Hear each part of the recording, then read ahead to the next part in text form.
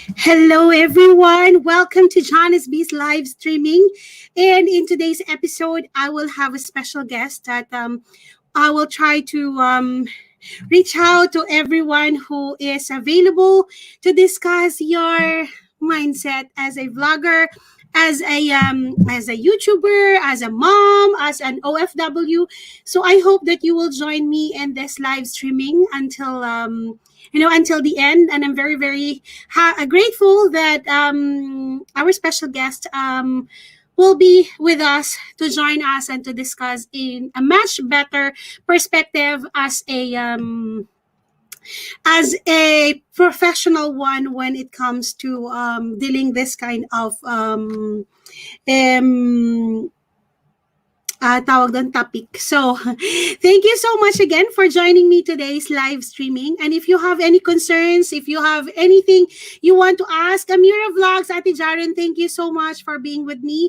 So, at any point in time, our guest will be with us. Kasi sabi ko 4:15, but I would rather have you first. And para mas alam mo yun, maumpisahan natin and maintindihan ko din kung ano yung mga gusto nyong itanong, kung may mga concerns kayo, and especially if you have anything you want to ask about your love life, about your family life, about you being an OFW, about you being a vlogger, kung ano yung mga nasa saloobin ninyo or inyong mga nararamdaman. Of course, feel free to leave a comment in the section box.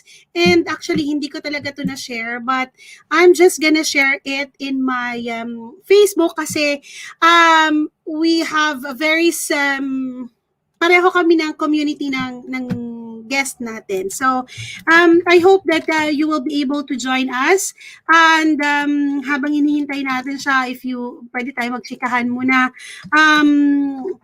para naman mas maiintindihan natin ang isa't isa, no? At higit sa lahat, ma-share ninyo kung ano yung gusto nyong i-share.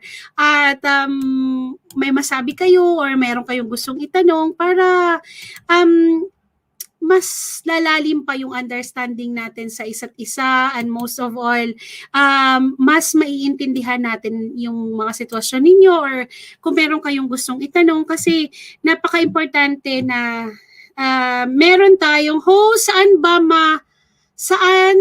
ma? Ate Melinda, saan na? Vichoso, hello to you, kuya. Hello, I miss you all. And thank you so much for coming, everyone. Host, ako po may tanong kasi yung friend ko naka 5 apply na sa AdSense. Sabi may existing account. All you have to do is to log in.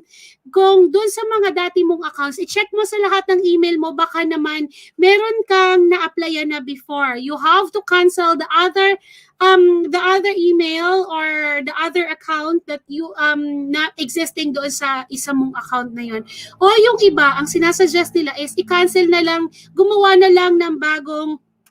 Opo, okay na po ako, and please pray for me for next week na sana matanggap ko na yung schedule ko for this polyp. So para okay na tayo. Medyo hinihingal ako. Dapat nga dahan-dahan daw ako magsalita. Pero mamaya siguro magdahan-dahan ako magsalita, no? Para naman hindi tayo hingalin, kasi siguro mas komportable ako kasi alam niyo naman ako, hindi naman talaga ako nag-invite ng guest sa aking channel, di ba? Bihira ako, siguro very few pa lang yung na-invite ko na guest sa aking channel, but nagpapasalamat ako dahil dapat itong video na to is video to ng kapatid ko, ni LCJ. But because hindi pwede si LCJ, so kailangan kong i-proceed tong live stream na to. And ito yung sinasabi ko sa inyo, that if you are available, please, if you want to come up to my screen at may gusto kayong itanong, of course, feel free to go up to the screen mamaya kung meron kayong gustong itanong, meron kayong, host, ano bang kaibahan ng saya sa Pinas and dito sa abroad? That's thanks sa sagot. Okay. Actually, iba kasi yung feeling ng you belong to a family. Yes, gagawa siya ng ibang email, Amira. If you say happiness is a choice of either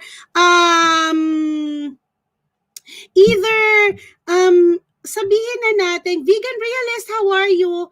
It's a matter of choice. If you want to be happy, if you want to accept that you belong to another territory, that is the main thing. Para sa akin ha, iba ang saya sa Pilipinas at dito. When I belong to my family, when I am with my own family, here I have my own built family, like my husband, my daughter, my kids are here. But my parents and my siblings, they are in the Philippines and in other countries. But one time we were all together here in my house, and it's very, very different. The joy that someone is looking after you, that someone is taking care of you, that's a very different thing, that you don't think of anything. Because when you are alone, si Miko, hello to you. Kung meron kayong gustong itanong ha, feel free mamaya pag pwede ako magbaba ng StreamYard link para kung meron kayong gustong itanong sa ating guest. Ang ating guest po is a very specialist with regards to mental health, because she is a psychologist. And the reason why I wanted to invite her in my channel is, remember, I have a video, or I've discussed this before, that are you exhausted as a vlogger, as a YouTuber? Are you exhausted with your work? Are you exhausted with your daily living? It's importante po na maintindihan natin yung sarili natin in the right perspective, in the right way of understanding things. Because if you just come across with something that you are so, parang hindi mo alam if why this is happening, why it's happening to me, it's better to consult a specialist, especially if you are in trouble inside. And you are going to be more productive than just contemplating, oh, what happened? What will happen to me now? Ano yung mangyayari sa akin and all this? But if you have anything to promote in my channel, please feel free, para naman relax tayo, obviously. And happiness, balik ako dun sa question ni ate ha. For me, it's very different when regards to happiness as a satisfied individual, or happiness when you feel really loved, happiness when you really feel the atmosphere of being with someone and not being alone. The happiness that really comes from within, because ibang-iba ang mag-isa at nabibilang ka sa pamilya mo, because kahit ano pa man mangyari sa atin, babalik at babalik tayo kung saan tayo nanggaling, which is our home. We will always be feeling comfortable and feeling of belongingness when you are with your family back home. Ibang-iba ang saya na nararamdaman na merong nag-aalaga sa inyo. Merong at least nagtitimpla nga ng kape, di ba? Or, good morning, Lagom. Gawa saya ng isang account, yan ang gawa ko. Kasi ganun din ang more than 6 pa nga ang account. Oh my God, si Miko talaga. Si Miko po ay napakakulit niyan. Kung nakilala niyo si Miko, he is very, very funny. Miko, December 20, wag kang mawawala kay Ate Jolly Bobbies ha. Wag mo kaming tatalunin ha. Janice B will win. Wag mo kaming tatalunin sa December 20 kasi gusto ko manalo yung team Janice B para mapunta sa amin lahat ng award.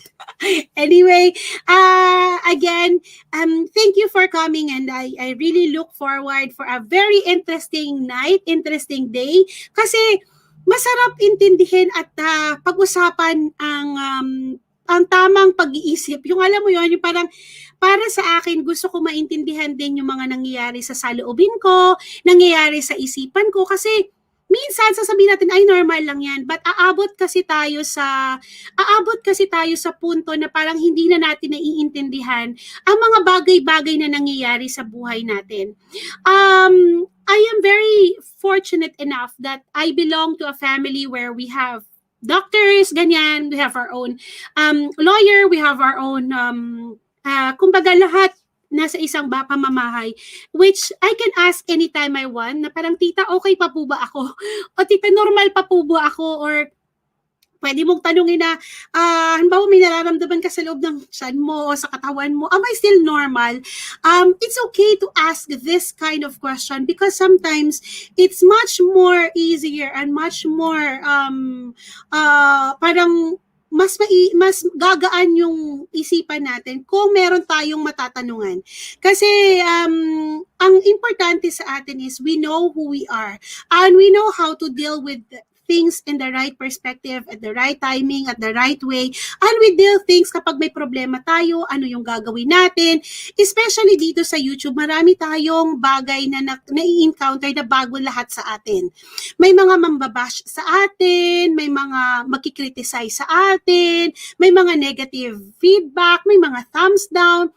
All this were part of our journey in YouTube. And we need to understand na bakit tama pa po ba yung nararamdaman ko na magbabalikan ko yung nambash sa akin, or ano po yung tamang way para balikan ko yung mga taong nagsasabi sa akin ng mga bagay-bagay na hindi naman totoo, na sinisiraan ako, na binibigyan ako ng mga sakit ng ulo, o yung mga taong hindi bumabalik sa akin, nag-subscribe naman ako sa kanila, yung mga subscribers na natanggal, subscribers na hindi na bumalik, yung mga ganon. Kailangan na maintindihan natin yung tamang mindset ng isang YouTuber kasi dito sa mundo natin, napakadaming pangyayari na bagong-bago sa ating lahat. At higit sa lahat, hindi natin alam kung what's the right way to deal with this kind of activities inside our mind. And lalo na kapag hindi lang naman ito yung work mo, meron ka naman talagang work pa na iba at meron ka pa na mga ibang mga ginagawa. And most of all, if you are a mother, if you are a wife, if you are a partner, Team Buenaventura, hello to you. Diba, ito yung mga bagay na kung saan kailangan nating maintindihan kung ano po ang gagawin ko kapag nagka-thumbs down ako? Dadamdamin ko ba yan? Yung mga negative comments po against sa akin, yung mga chismis po against sa akin na hindi naman po totoo, yung mga nagsasabi po na budol-budol po ako, ang mga nagsasabi po na, ay, wag yung puntahan yan, si ganito yan, walang kwenta yan, yung mga ganon, ano po yung dapat kong gawin? Or minsan naman, natrap po ako sa isang situation kung saan, thank you Lagom, kung saan hindi ko po alam kung kanino po ako kakampi sa kay ganito, kay ganyan, kay ganito, kay ganyan, hindi mo alam kung saan ka pupunta. So, if I were you, I would rather stay in this live stream tonight kasi our guest is like, ignore them.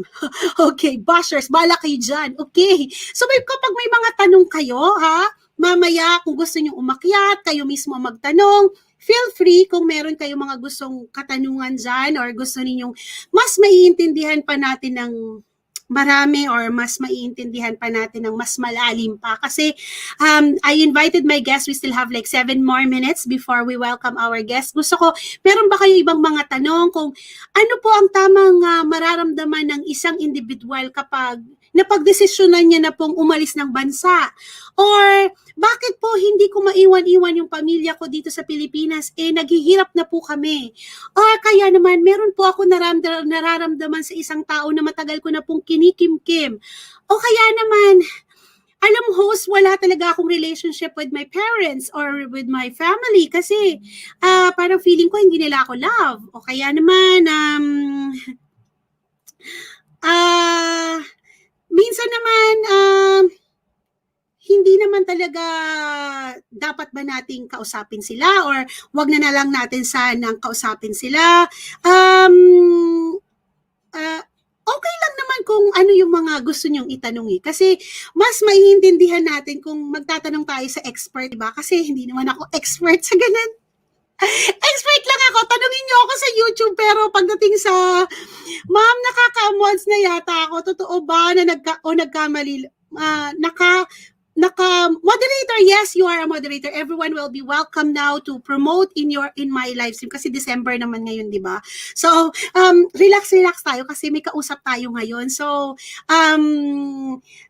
kailangan yung live stream natin feel free kasi baka mamaya gusto nyong umakyat, gusto nyong magtanong, gusto nyong may gusto talaga kayong sabihin sa akin o sa guest natin kasi mas masaya kung meron kayong input from the from there para mas kampante tayo na lahat tayo ay nag-enjoy sa live stream na to. Nandiyan naman si Ate Jaren tsaka si Lagom to moderate, of course, to make sure na everyone is happy, everyone is doing good.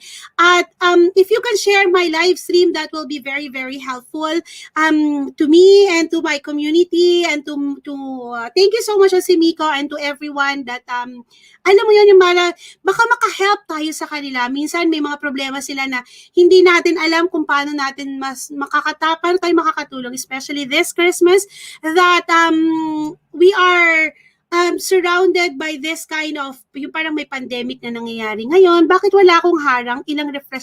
Hayaan mo muna. Kahit wala mo nang harang. Hayaan mo na si Miko. Baka paano ba mag-close yung dating account? You have to cancel it, pero alam mo dapat kung ano yun. You have to cancel it para kung alam mo yung account na yun. Amira Vlogs. Okay? So, huwag nating babaliwalain ang mga bagay-bagay na pinagdadaanan natin kasi napaka-importante po na ang pinagdadaanan natin ay nasusolusyonan ng mga bagay-bagay. Kung meron man tayong mga hindi natin alam kung tama pa ba yung nangyayari sa atin, or if we are going to, if this kind of alam mo yun, nakalimutan na daw niya, so gumawa na lang siya ng bagong account, Amira. Gumawa na lang siya ng bagong account, okay? So kung may mga bagay-bagay kayo na gusto nyong ilabas, of course, pero hindi yung mga bad gana na. Hindi yun yung pag-uusapan natin. Ang pag-uusapan natin dito is paano tayo maging mas healthy pa ang ating mga mindset. Kasi minsan nahihiya din tayo magtanong. Minsan nahihiya din tayong ang tawag doon, nahihiya din tayong magbigay ng mga bagay-bagay ba. Kaya minsan ako din nahihiya, pero hindi ako nahihiya talaga sa teeth. Siyempre, kamag-anak ko naman, hindi naman ako nahihiya magtanong kung okay pa ba ako, normal ba yung nararamdaman ko.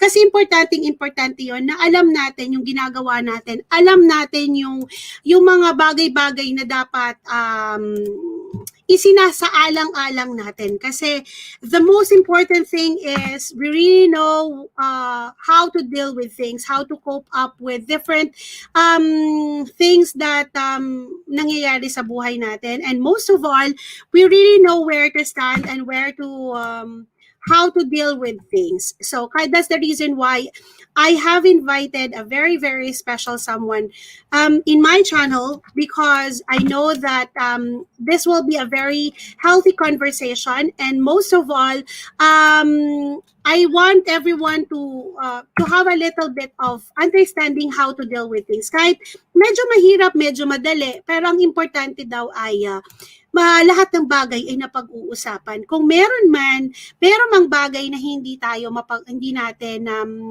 maintindihan, ang importante is hindi tayo susuko. Tayo mga Pilipino ay likas na likas na lumalaban sa buhay at matapang, at higit sa lahat tayo ay may sariling paninindigan at hindi tayo basta-basta nayayanig ng kahit anong pagsubok sa buhay. So sana bigyan natin ng pagkakataon ng ating sarili na kilalanin pa ng husto, at most of all, alam natin sa sarili natin that God will help us to do and to conquer everything that is going through us, at alam natin na may solusyon ang lahat ng bagay. Alam natin na hindi tayo pababayaan ng Diyos, at higit sa lahat, may mga tao din naman na handang tumulong sa atin at handang magbigay sa atin ng mga payo, at kung meron man tayong hindi maintindihan or maaaring magbigay sa atin ng mga hindi kanais-nais na mga nararamdaman, it's better to consult someone. 'Di ba? So sana bigyan natin ng atensyon ang mga dapat nating bigyan ng atensyon. Ano? Kasi minsan, gamitin yung number nyo pag gumawa kayo ng account para pag nakalimutan nyo, pwedeng ipass. Oh, very, very good ka dyan, Osimiko. Si Osimiko po ay ganyan lang yan magpatawa pero marami po yung kaalaman sa buhay. Di ba, Osimiko? Siguro si Osimiko, napaka-funny kasi siya eh. Funny po kasi si Osimiko. And Osimiko is a kind of person, yes, Google Chrome.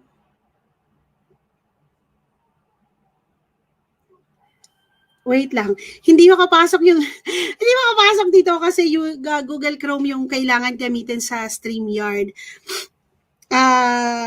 Ayun. So, maya-maya nandito na si Tita. So, yon. Yes, kahit anumang pagsubok ang dumating, dapat lalaban na harapin natin and pray first, of course. That's the most important thing, di ba? O si Miko, gusto mo ba akong samahan? Gusto mo bang maitanong ka sa ating guest today? Kung sino man ang gustong umakyat at magtanong sa ating guest, feel free because this is for all of you. This live stream is for everyone who wanted to have a little bit of understanding kung paano gawin ang mga bagay-bagay, paano natin masusolusyonan ang mga bagay-bagay at maintindihan lalong-lalo na para hindi mapagod yung utak natin because medyo ding ding ding ding. Ate Kuya, meron akong special guest. My special guest is a psychologist. So kung meron kang mga gustong tanong, gusto mong umakyat, gusto mong magtanong sa kanya, feel free because everybody is welcome to go and ask my guest kung meron kayong gustong itanong. Of course, this is all about life. This is all about our mindset. This is all about understanding our mindset when we feel exhausted, when we feel excited, when we feel happy, when we feel uncomfortable, when we feel anything that bothers us. The most important thing is there's always a solution to every problem, di ba? So, sana I hope you are very well now, Ate Kuya. Parang narinig ko medyo okay na yung boses mo kanina eh. There you go. Okay, guys. Here and first and foremost, I would love to introduce to you, dear, my very, very special guest. I think this is my second guest for my channel. And alam niyo naman, hindi talaga ako nag-guest, but kaya pinipili ko lahat ng mga guest ko. And our guest is, nasabi ko na sa inyo kanina, of course, she's from University of the Philippines. Sasabihin niyo na naman mayabang ako kasi tita ko lang talaga siya. Nagkataon lang po talaga na tita ko siya. But anyway, by the way, highway, please, ladies and gentlemen, please welcome my aunt. My real aunt talaga ha. Totoo talaga. Auntie ko talaga siya. Is a Professor Andrea B. Martinez. She's also a Filipina living in London and currently studying in PhD in her psychology in King's College. And ladies and gentlemen, please welcome my aunt on the screen, Ms. Andrea Martinez. Of course, my dearest Tina. Tita, hello everyone. Tita, yeah. Thank you sa pagpapa-unlock niyo po sa amin. Super belated happy birthday of course muna sa akin. Thank you. And ayan, para daw medyo maliit yung ating mukha kasi medyo malaki yung aking mukha. Kamusta ka, tita? Alam ko naman super in love ka today. Hindi ko naririnig ang tita ko, baka connection lang niya ay ano. Tita, naririnig ko. Yeah, I think I'm having trouble with the connection. I think it's we had okay this now. problem since this morning. Yeah, I think it's okay now. Okay now? Yeah, it's okay now. Okay. Tita, gusto pa if we have like a foreign chatter in the chat room, I think we can speak English. But for now, I think we're all Filipino in the house. So baka duguin na naman kasi ang ilong nila, sabihin nila, Janice B, nag-English ka na naman. Kasi nahirapan ako mag-Tagalog pag tuloy-tuloy. Pero tita, dahil ikaw naman ay expert sa mga mindset ng mga tao. Kailangan mindset. Alam ko naman na narinig ko naman na sa mga explanation mo kasi if you guys, I'm not sure if LCJ shared with you guys the video of my aunt where she discussed the importance of healthy mindset ba yun, tita? When you are like the one in when you reported to BBC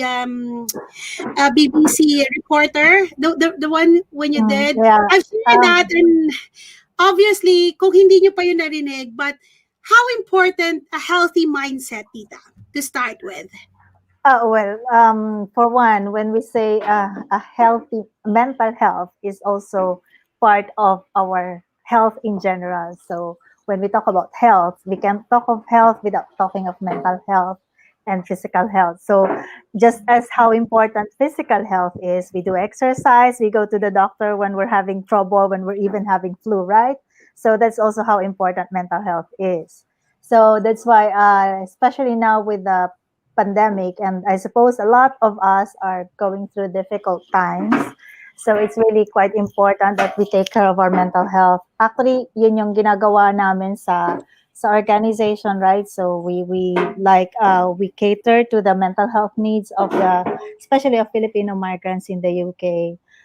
Yun din yung inaaral ko sa aking PhD, mental health and help-seeking behavior of the migrants here. So it's really quite important kasi for one, meron tayong konsepto sa Tagalog na ginhawa or well-being. Okay, so our sense of well-being or ginhawa is parang kulang or is not really complete without our mental health.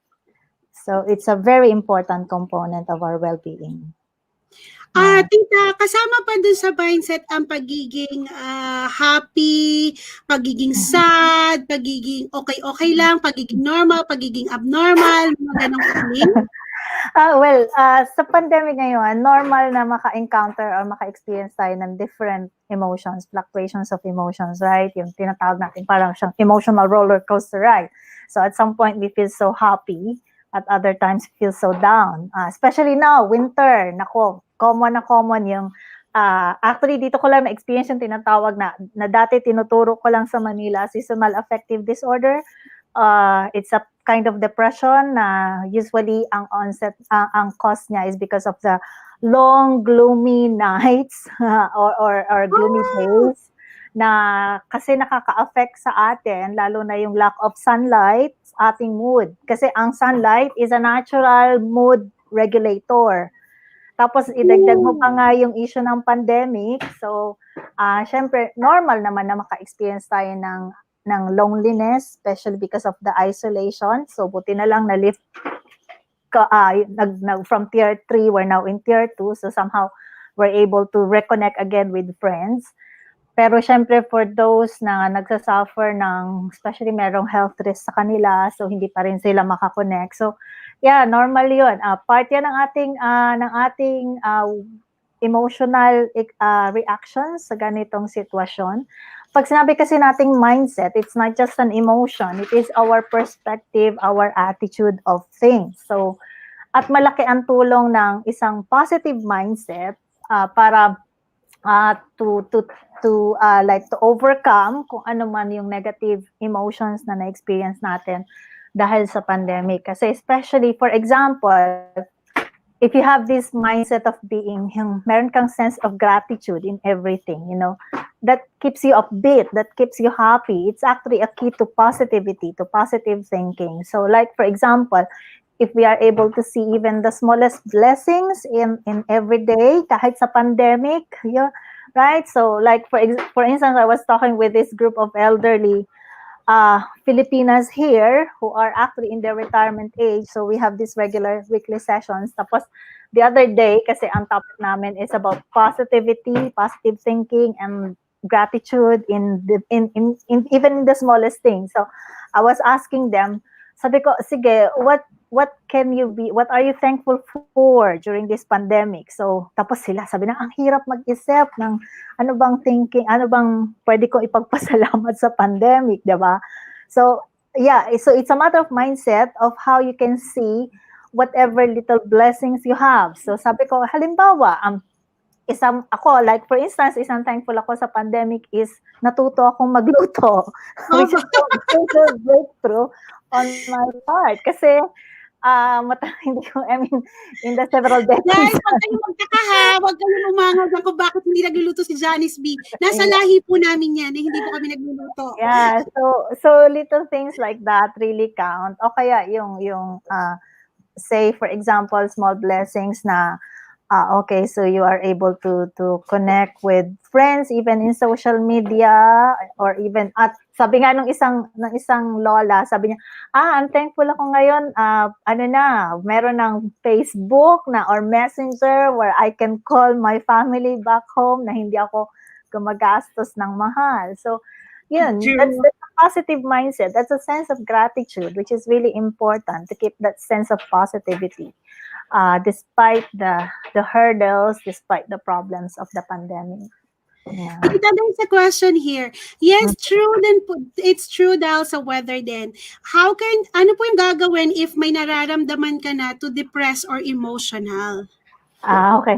Actually, when I came here, unang comment ko, sabi ko, bakit yung mga ilaw dito ang madilaw. Kaya the first thing I did, palitan yung ilaw ko. Ginawa kong puti. Kasi sanay ako sa Pilipinas na puti yung ilaw. Yes. Sa winter, actually, may tinatawag na lighting therapy. So we use usually yung those who are going through depression, they are subjected to a light that mimics the sunlight. Kaya actually meron na rin mga bulbs ngayon na ginagaya niya yung sunlight. Yeah, ginagaya niya yung sunlight, which is actually recommended for those who have winter blues. Kasi natutulungan niya na maging upbeat yung emotion mo. Ganito kasi, because sunlight gives us vitamin D. And vitamin D is a natural antidote for depression.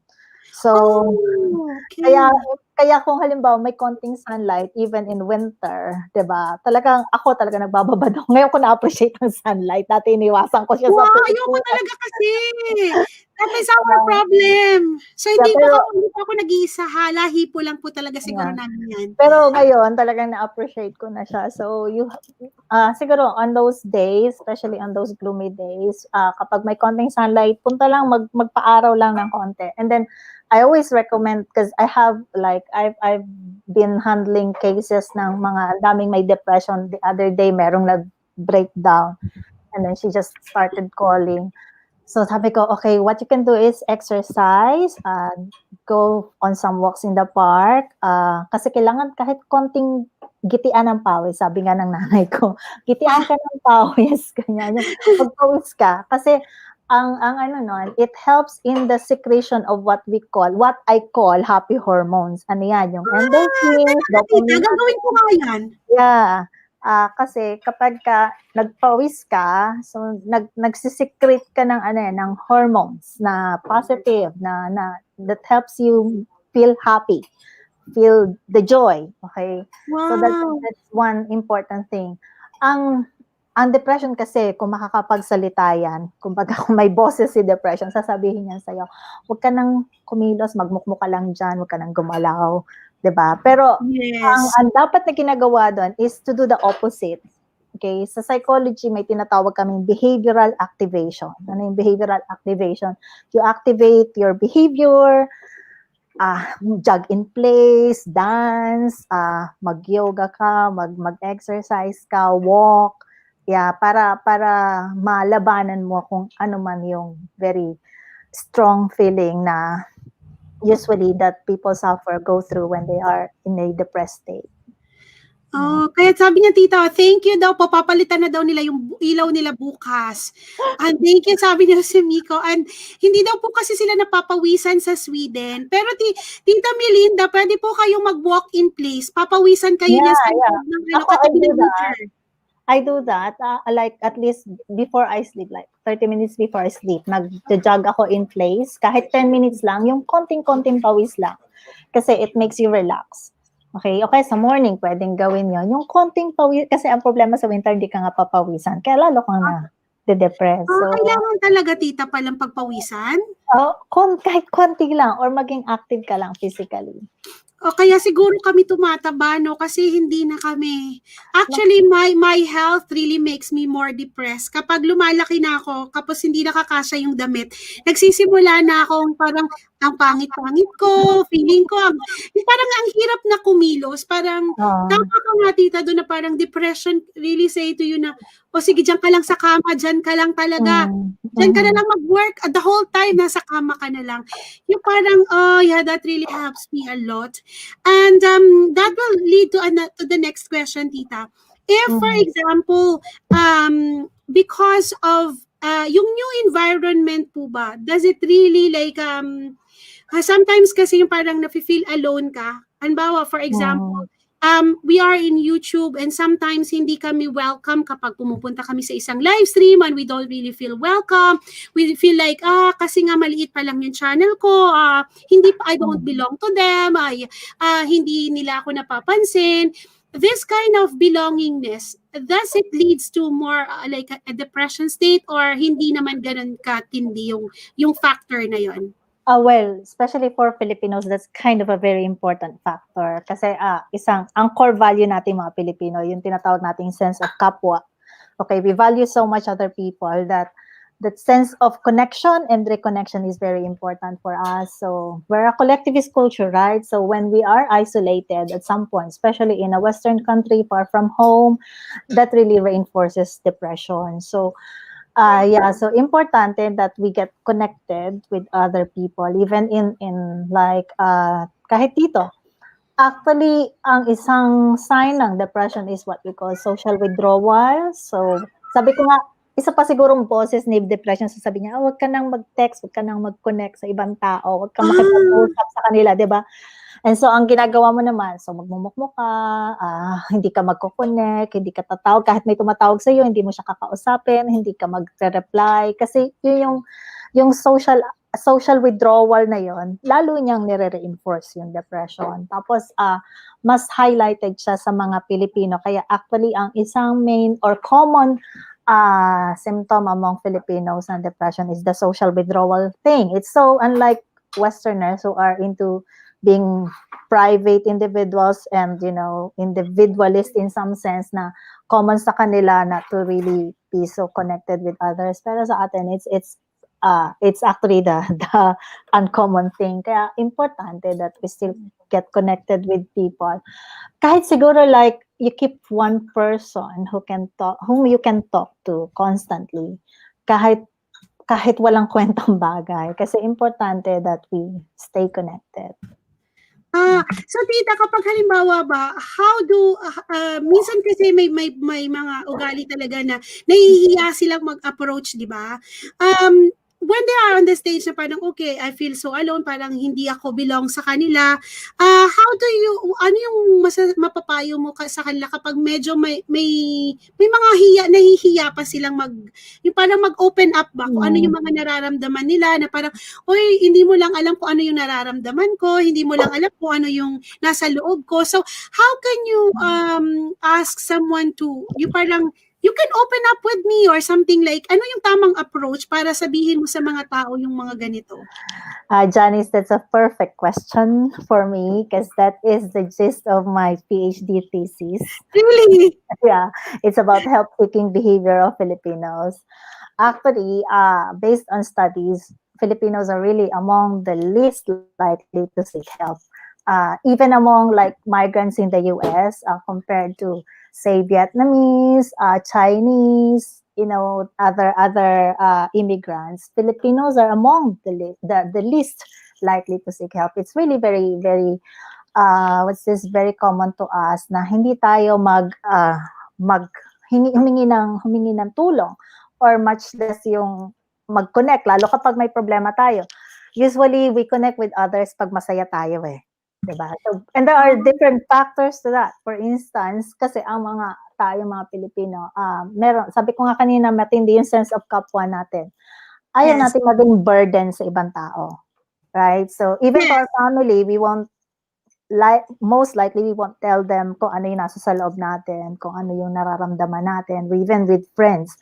Pero we're eager to share kapag masaya tayo, kapag may success tayo, Opo. right? Pero kapag failure Opo. or anything, we don't. Kasi yung isang isang core value natin is yung sense of kapwa na ayaw nating maging burden sa iba. Lalo na sa pamilya natin. So that's one. Second is because of we have this sense of resilience na tingin natin, kaya ko to, matibay ako, matatag ako. Right? Tapos, nare-reinforce pa siya, syempre, ng mga, like, stigma with mental health na you don't normally would, you think that mental health is a character weakness, that you're not supposed to ask for help on that, which actually reinforces the stigma. Okay, mental health problem is not a character weakness. It's not something that you can just snap out of.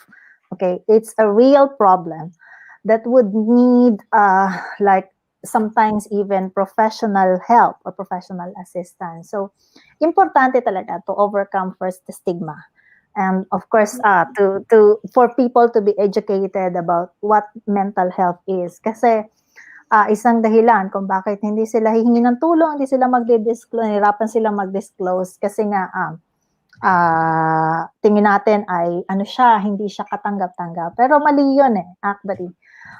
So siguro for one, we can always especially Filipinos, ang isang maganda sa atin, we're sensitive with how others feel. So alam Yes. natin pag may pinagdadaanan yung isang tao, right? So kung hindi pa siya ready, halimbawa, na magbukas ng sarili niya o ng saloobin niya, ang pwedeng gawin is we communicate to the person na we are ready to listen kapag ready na siyang magsabi. Just always keep the communication line open. So that's one. Na laging nandyan yung invitation to talk, to openly discuss about these things. So that's another. And then probably isa din sigurong minsan kasi isa ding nagdi-discourage sa kanila to open up is when they get all those sorts of like judgmental Yes. reactions, Judgmental is right? the So thing. Yes. no ang mag-judge ng kapag nagdi-disclose yung isang tao. Minsan kasi sabihin, ay, ano ba yan? Mali yan. Huwag kang ganyan. O kaya, hindi ka ba, kasalanan sa Diyos yan. Nakakaisip ka magpakamatay. Mga ganon. So, hindi siya nakatulong. So, the most and probably the least that we can do is to listen to the person without really giving if they wouldn't ask for our take on things and our opinion, then just listen. It's already a very important help na we can give. And then siguro if not, then just always tell the person, okay, kung ayaw mo sa akin magbukas, then probably you need some help with others. Pwede kang connect sa ganyan. Tulungan natin sila to how to connect with others or even how to probably access the health services. So kasi yung iba hindi din nila alam how to go about that. So, marami tayong pwedeng gawin. Marami tayong pwedeng, or just simply like, I have a friend, for example, nung first lockdown, ang tindi ng depression niya. Tapos talagang sa lahat ng friends namin, nag-close talaga siya ng, hindi siya nagre-reply. Kinukulit ko siya. Hindi ko, pag nag-text ako sa kanya, not just to kulitin siya, kumusta ka na, kundi kwentuhan ko lang siya.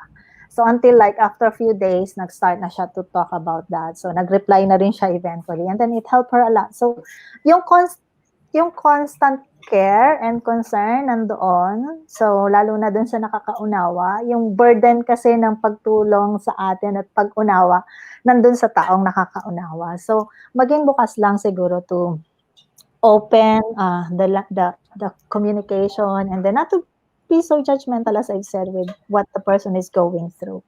Kasi kanya-kanya naman tayo ng tolerance sa stress, di ba? May mga tao na hindi nila kaya yung isang, sa tingin natin, ang babaw naman yan, gaganunin pa natin, di ba? Pero sa ibang tao, ganun lang yung tolerance level nila ng stress Meron namang mga tao na sobrang resilient, kaya nila kahit anong dagok sa buhay. So, parang respeto lang din, Yeah, and then thank you, of course, Tita I Ana, said that, by the way, that to make sure that if the person gives you his or disclose something, you keep that sense of confidentiality kasi. Yes, dun kasi yun eh, parang ayaw Mhm. mong itiwala sa iba yung problem mo, parang Yeah. gano'n. Mm. Dita, they are very, very grateful for tonight. And there is a one question here. Ano Uh-huh. parang, my only depression until now is when I don't get what I want. Ang dali ko pong manglumo at malungkot. Minsan, di ko mapigilan sometimes. I don't know what to do. Minsan, idadaan ko na lang po sa galit. And which I know it's not right. So, ano po yung pwede niyang approach with this kind of problem? Yeah, minsan kasi depression can mask in the form of irritability and anger outburst. Okay, so lalo na sa mga taong hindi nakakapag really talk openly about how they feel. Baka naman yung isang ang unang tanong diyan, 'di ba, sabi niya ay kapagka meron siyang hindi makuha na gusto niya, what is it that he really wants? What is it that she really wants? Baka naman it's like what most psychologists would call compensatory behavior. Meron ba talaga siya na isang gusto na hindi niya makuha tapos tina-try niyang i-compensate sa ibang bagay na kapagka hindi din niya nakuha yon ay nade-depress siya. So siguro kaya importante yung tinatawag na self-awareness. Alamin natin ano yung nagti-trigger ng depression natin. Ano talaga yung hidden meaning, hidden issue or hidden agenda natin sa mga bagay-bagay. Tayo lang naman ang makakasagot niyan eh. Okay. Tapos usually kasi we always like I always preach the idea na yung thoughts natin kasi, yung mga iniisip natin, it affects how we feel. Okay? And how we feel affects how we behave. So, and how we behave affects how we think. And magkakaugnay silang lahat, yung tatlong yan. So, of course, among those three, it's really quite difficult to control our emotions, our feelings. Okay? But we can take hold of our thoughts and our behaviors. So, sa mga ganyang bagay, halimbawa, nade-depress siya dahil hindi niya nakuha isang bagay. So, tanongin niya yung sarili niya, is that really important? Ano yung first thought ko that is probably self-defeating.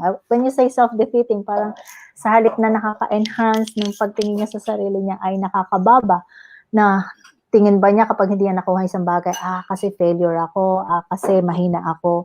And then, ano yung possibly na pinagbubuhatan, dahilan ng ganong klaseng thoughts, mga iniisip natin. And then, at the same time, ano yung pwedeng ipalit natin na positive thoughts on that. Kasi yung sabi ko nga kanina, yung positive thinking, malaki yung naitutulong yan to, improve our emotions.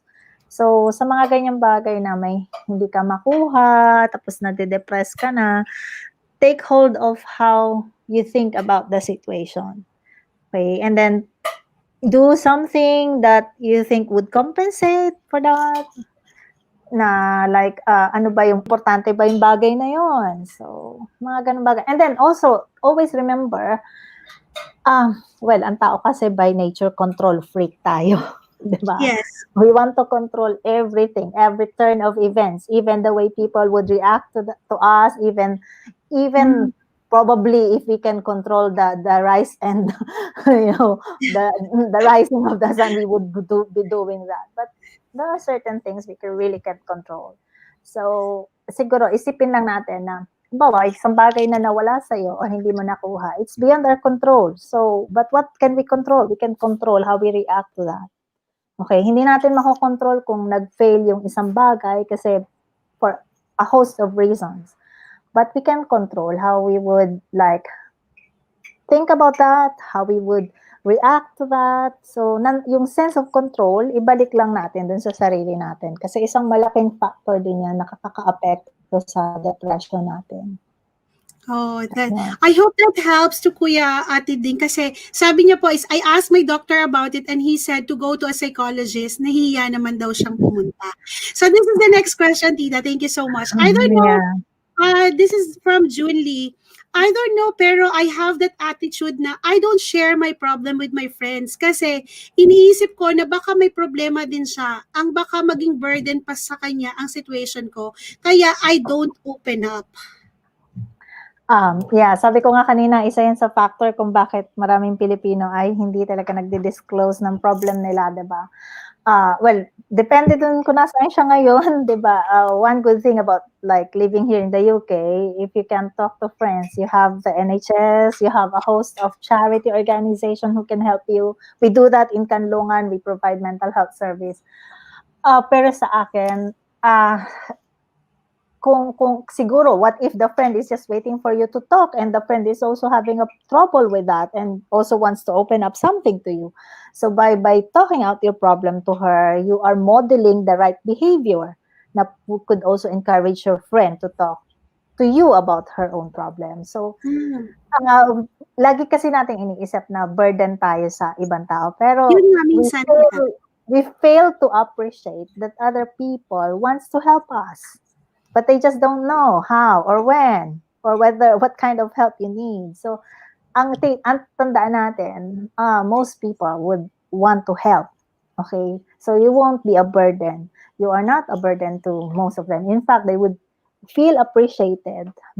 In most cases, in most situations, wala naman taong nagsabi na, ay, naku, na-burden ako sa problema niya, ganyan. Especially if she's really your friend, right?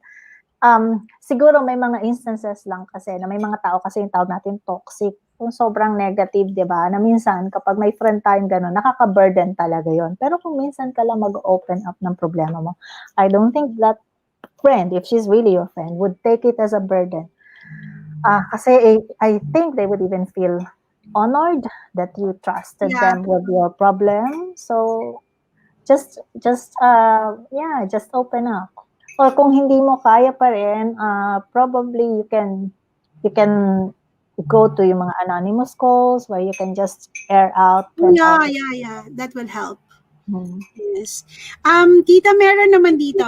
Gusto ko sanang itanong kay Professor kung paano ko matutulungan ng isang tao na ma-overcome ang pagiging antisocial. Takot pag or uncomfortable sa maraming tao to the point na nagkakaroon na ng anxiety. Okay. So technically in psychology we don't call that the antisocial. The antisocial behavior ay yung mga classic na mga pumapatay. Okay. Sila yung mga Okay. nag-violate ng norms. Okay. Although in layman's term, when you say antisocial, ito yung mga tingin natin ay ayaw ng social gathering, no?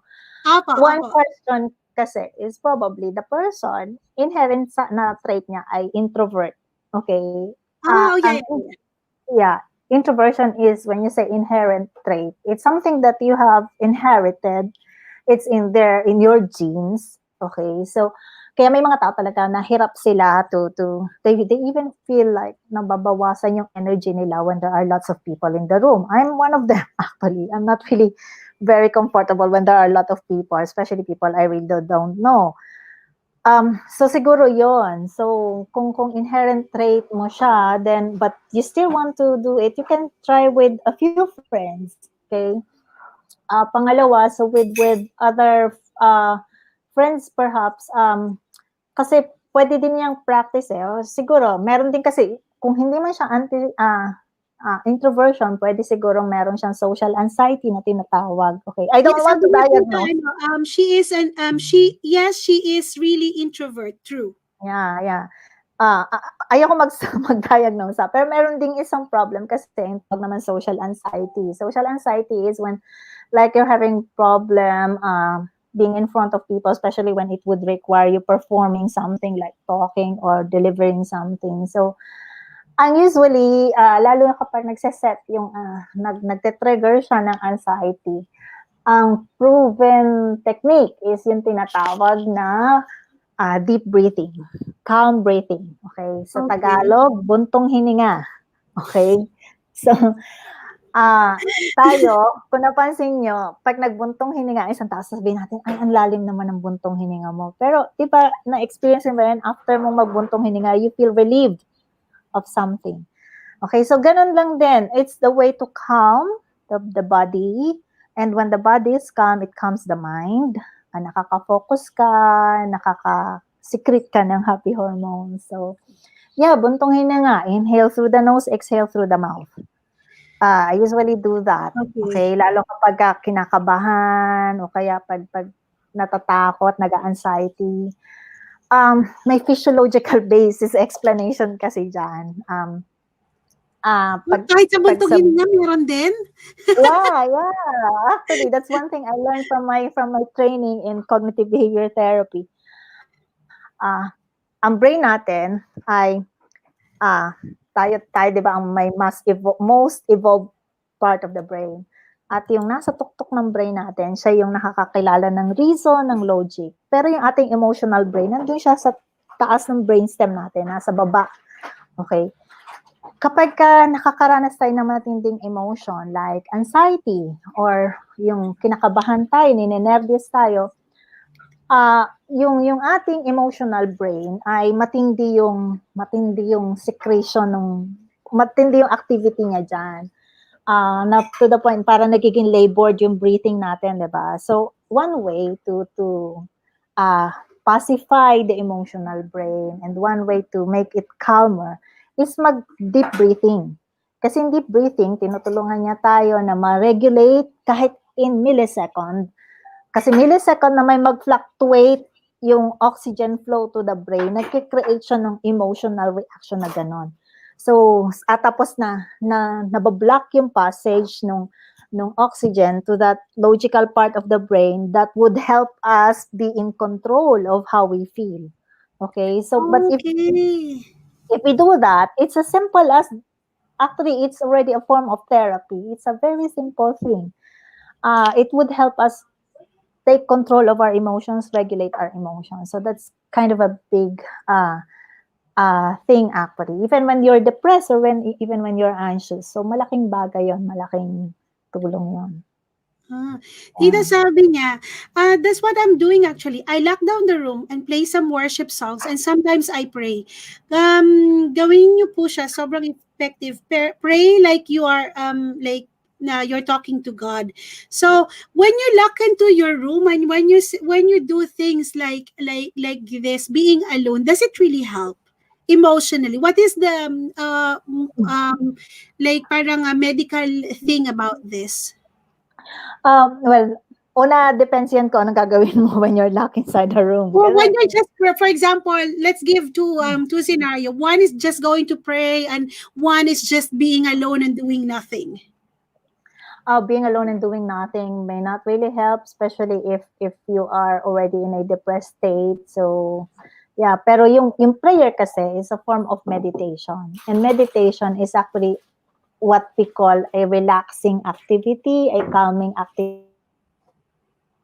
Helps, it could help. So kung nag-lock ka ng room mo kasi nagme-meditate ka, nag-pray ka, you appeal to something higher, to God, to your creator, that helps. Kasi tawag doon, sa konteksto ng ginhawa ng mga Pilipino, meron tayong, pag sinabi natin ginhawa, yung sense of ginhawa natin or well-being, hindi lang yan yung kalooban natin, hindi lang yan yung emotion, thoughts natin, okay? Kasama dyan yung ating kapwa, kaya malaking bagay yung sense of connection, sabi ko nga. Kasama dyan yung ating sense of kakayanan or yung capacity natin. Pero importante yung tinatawag na kabuluhan. So, sa mga tao, halimbawa, those people who are religious and spiritual in their approach to life, matias yung kanilang sense ng kabuluhan sa buhay, so nabibigyan nila ng meaning yung buhay nila. Nakakatulong yun to pacify the mind, nakakatulong yun to calm the mind. Yun. Oh, wow. I hope that helps, Junli, ha? And, Tita, I have another question.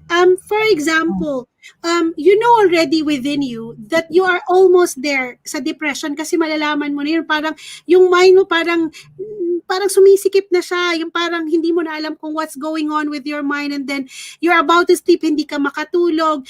Ano yung siguro sabihin na natin na basic na dapat mong gawin para malabanan mo yung depression, or nalalabanan ba talaga yung depression? When you say nalalabanan, kasi ang depression, iba't ibang levels yan, okay? So may tinatawag kasi na mild, moderate, severe. Pag severe na, I always advise to go to a specialist. Okay, kailangan na ng intervention dyan ng doktor, ng professional, kasi hindi na lang siya simpleng lungkot. Ang lungkot kasi normal na bahagi ng buhay natin yan. May tulong ang lungkot. Ang lungkot nakakatulong sa atin to appreciate what we've lost. Okay, ang lungkot nakakatulong sa atin to to think na we need others to reconnect kasi nakakabawas yun ng lungkot, no? So, importante din ang lungkot. Pero kapag sobra yung lungkot, so, halimbawa, nandun na siya sa, we call it severe to the point na hindi ka na nakakatrabaho, tapos apektado na yung relationship mo sa ibang tao, then you would need professional assistance for that. On the other hand, kung tingin mo ay, it's an everyday, like, if it's already an everyday struggle for you, then you need a professional assistance on that. Pero kung nakaka-perform ka pa naman ng ibang gawain na tingin mo ay kaya mo pa, pero nandun pa rin yung lungkot, siguro, you might want to ask for help from friends, and then gawin yung mga sinabi ko kanina, mga suggestions like do some exercise, do something meaningful. Actually, doing something meaningful, such as like doing volunteer work, ang laki ng tulong niyan sa ating sense of well-being. Kasi nagbibigay siya sa atin ng saysay ng buhay, ng meaning ng buhay, and a very important component of our ginhawa. Yun. Wow. Totoo pala yun, kasi minsan umaabot na lang sa point na parang nakatingin ka na lang sa taas na parang useless ka na sa buong araw because you're just looking at the wall. Parang sabihin yung normal na sinasabi ay nabubuang na ata kasi nakatingin na lang siya sa wall, and then because siguro nga may fear tayo of sharing our own problems. May fear kasi tayo to tell someone, baka yung someone na yung sasabihin sa iba, yung all this. So siguro yung proper approach lang to things. Tita, maiba naman ako. Kapag halimbawa kasi dito sa environment where I am at, ito muna before ko tanungin. Madam, ano ba yung sign ng depression? Please give some thanks. Yan muna na lang before ko tanungin yung tanong ko. Okay, sasagutin ko po yung tanong pero wag po kayo magse-self-diagnose. Kasi minsan yung iba nagse-self-diagnose tapos sasabihin nila ay depressed na ako. Lalo silang nade-depress, no? Kaya marami akong ganyan estudyante minsan magpapaano. Sabi ko, para saan yung diagnosis mo? Ba't gusto mo ng diagnosis? Sabi niya, para po malaman ko. Sabi ko, hindi enough yan. Kailangan mo malaman kasi gusto mong makahingi ng tulong or tugunan yung problema. Yes. Okay. Well, actually, merong nilay down na 9-10 signs ng depression. Actually, they are fairly straightforward, okay? Meron, pag I would say diagnosis or symptoms, meron kasi tayong tinatawag na duration criteria. Pag sinabing duration criteria, bago natin masabi na yung isang pinagdadaanan natin ay isang form ng mental health problem, meron siyang tagal na tinitingnan. Halimbawa sa depression, nararamdaman mo ito ng walang patid, I would say walang patid, in the next 2 weeks. Okay, so sa 2 weeks, halimbawa 14 days, at least 13 days dyan, depressed ka.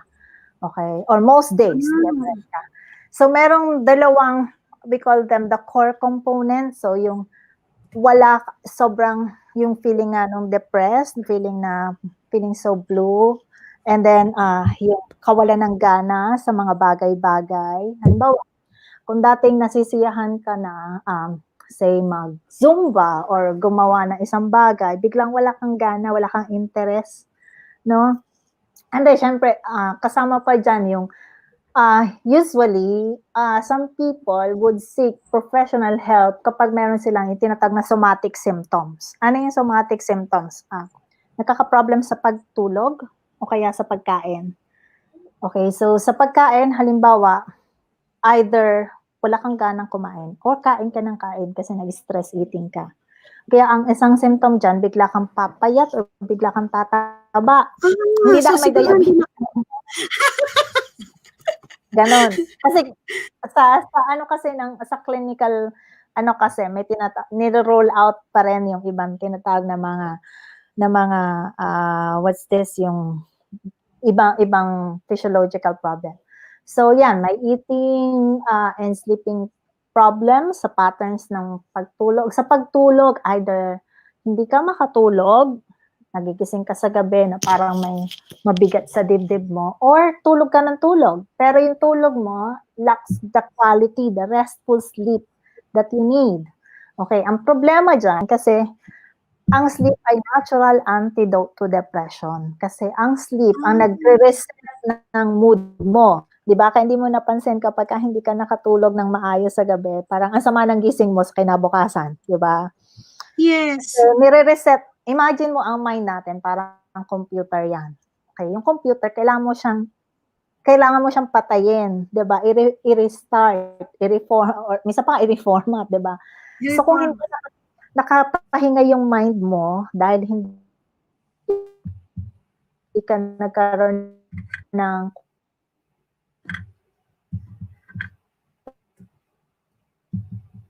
quality sleep, yung ano mo, yung mood mo the following day.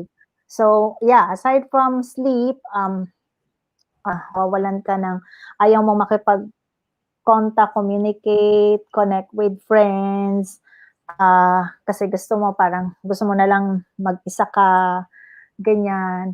Tapos siyempre, for some people, well, I suppose this is also already like something severe. Nagkakaroon sila ng suicidal thoughts, okay? Hindi lahat ng nagsu-suicide ay depressed, okay? So, pero yung iba nagkakaroon ng suicidal thoughts, kung hindi man suicidal thoughts, parang naiisip nila na wala ng kwenta yung buhay ko, mabuti pang mawala na ako, gano'n. Tapos meron din naman na, um, yung iba, ang ano kasi ng isang taong may depression, meron siyang, ang tawag dun yung cognitive triad, meron siyang pananaw na negatibo sa sarili. So parang, wala ng silbi yung buhay ko. Meron siyang pananaw na negatibo sa ibang tao or sa mundo. Halimbawa, walang nagmamahal sa akin. O kaya naman, hindi naman ako susuportahan niyan. At meron siyang pananaw na negatibo sa future, like, wala naman namang mangyayari sa kinabukasan, 'di ba? So yung tatlong negative thoughts na 'yan, predominant 'yan sa taong may depression. Kaya isang malinaw na nagiging, indication ng depression ay yung nagkakaroon ng sense ng self-blame or parang pati yung problema ng pamilya sinisisi mo sa sarili mo. So, a lot of things, a lot of indicators can really, yeah, affect depression or can be a symptom of depression, yun. Wow.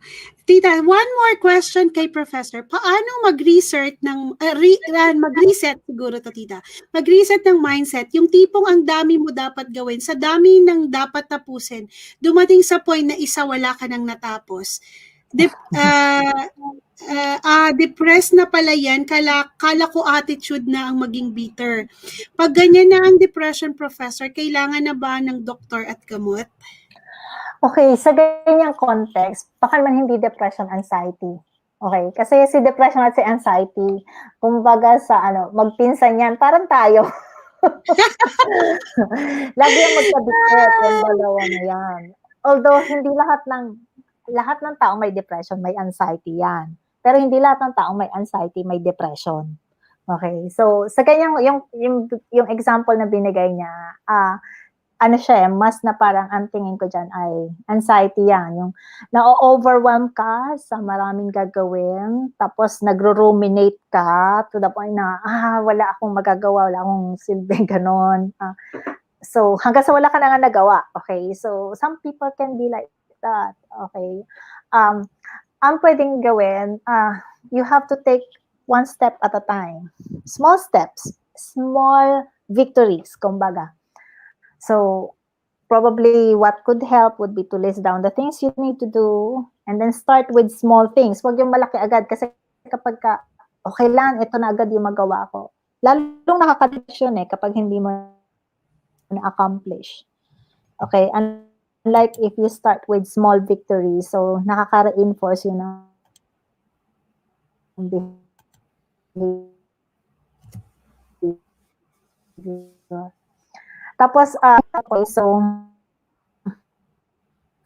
madalas kasi, sabi ko nga kanina, lagi natin gusto makontrol pati rin. Probably ask help. Huwag mahiyang humingi ng tulong kung sa isang bagay na hindi ko 'to kayang gawin. So, baka matulungan ako on this. So, maraming puwedeng gawin sa ganyan. Yung sigurong madalas nagiging problema sa mga taong nakakausap ko on that, yung may sasabihin nila ultimo sa pagtulog, nagru-ruminate sila nung mga Mga dapat nilang gagawin. gawin o gagawin, yeah. Sa akin, bed is a sacred place to Oh, sleep and yeah. to rest, okay? Very crucial yung tinatawag nating self-care, self-love, self-compassion, okay?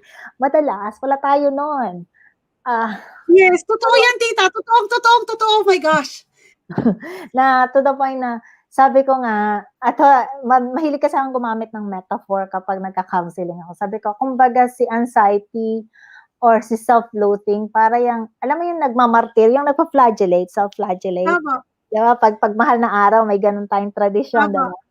Sabi ko si anxiety parang gano'n, eh. Imagine mo si anxiety para siya yung inaano mo sa likod mo na sobrang duguan ka na, tapos tuwang-tuwa ka pang ipalo siya sa likod mo, gano'n.